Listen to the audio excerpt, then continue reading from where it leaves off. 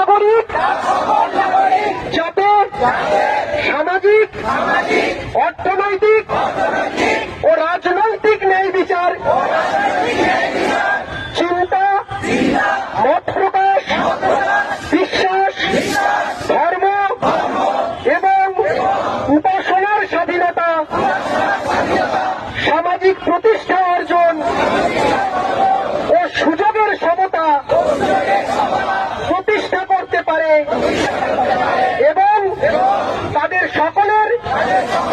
মধ্যে ব্যক্তি সংগ্রাম ও জাতীয় ঐক্য এবং সংহতি সুনিশ্চিত করে সৌভ্রাতৃত্ব গড়ে তুলতে